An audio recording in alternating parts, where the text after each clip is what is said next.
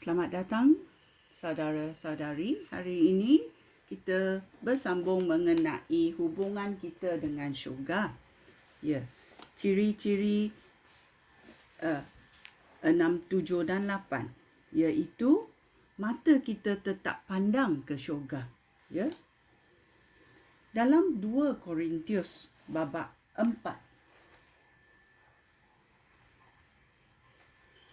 ayat 17,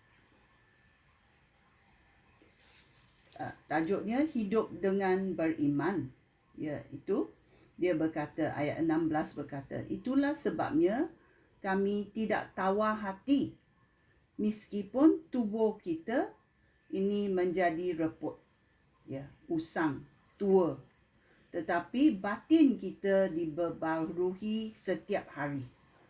Kesusahan yang kami alami ini hanya untuk sementara dan tidak seberapa banyak, tetapi akan mendatangkan kemuliaan yang luar biasa dan kekal.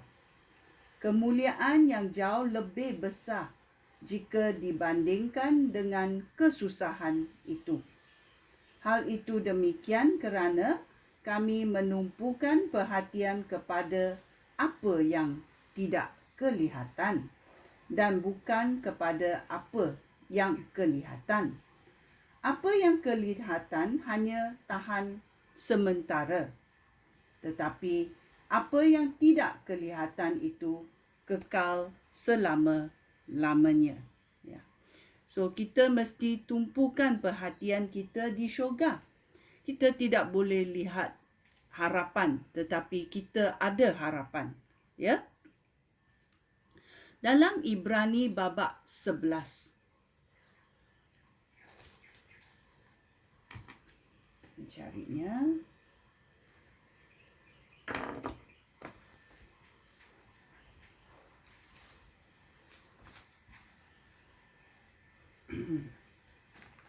Ibrani babak 11 berkata,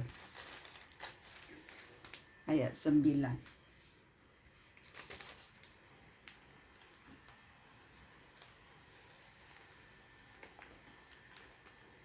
Kerana beriman, Abraham tinggal sebagai seorang asing di negeri yang dijanjikan oleh Allah kepadanya. Dia tinggal di kemah dengan Ishak dan Yakub yang menerima janji yang sama daripada Allah.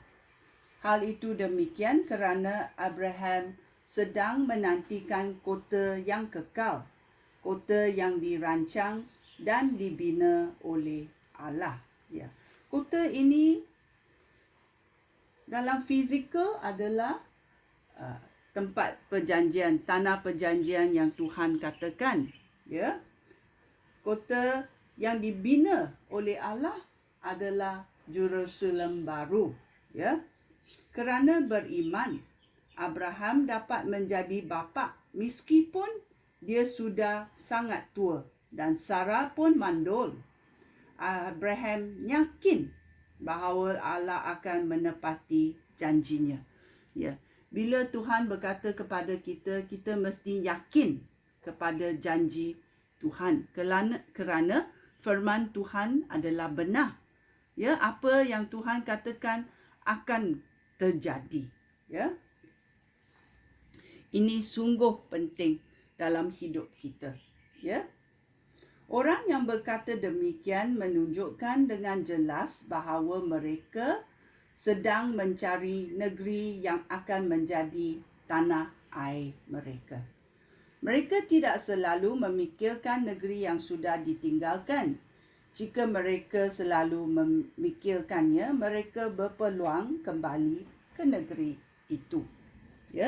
Kita mesti memikirkan syurga kerana itu tempat kita. Apa lagi? Dalam ciri 7, harta dan berkat kita ada di syurga. 1 Petrus berkata, babak 1 ayat 3 sampai 4 berkata, harapan yang kukuh. Marilah kita bersyukur kepada Allah, Bapa Tuhan kita Yesus Kristus, kerana Dia sangat mengasihani kita. Dia mengurniakan kita hidup yang baru dengan membangkitkan Yesus Kristus daripada kematian. Hal ini memberikan harapan yang kukuh kepada kita.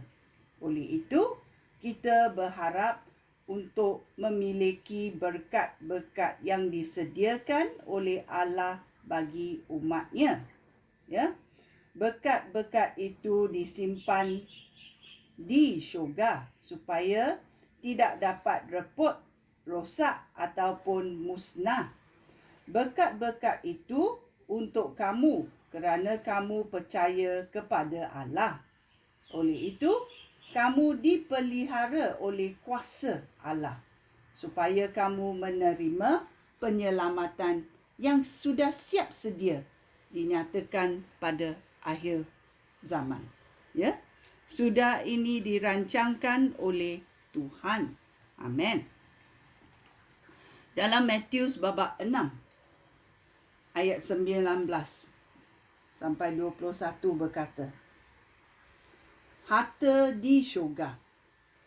Jangan kumpulkan harta di dunia ini, kerana di situ gegat dan karat merosakkannya dan pencuri boleh datang untuk mencurinya.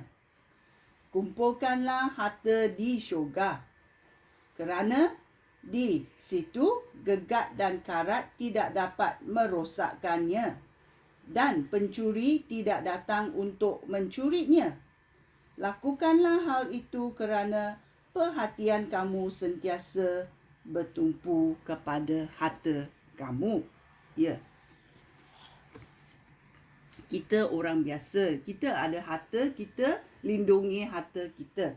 Tetapi Tuhan berkata, harta di syurga. Okey? Kumpulkan harta di syurga. Ya. Dalam ciri ke-8, kita mencari dalam Filipai babak 3. Ya, Filipai babak 3 dia berkata, kita dipanggil ke syurga. Ya. Dalam Filipai babak 3 ayat 13. Dia berkata, saudara-saudara aku, sebenarnya aku tidak menganggap bahawa aku sudah berjaya memenangi hadiah itu. Ya, hadiah atau berkat itu, ya, atau harta itu.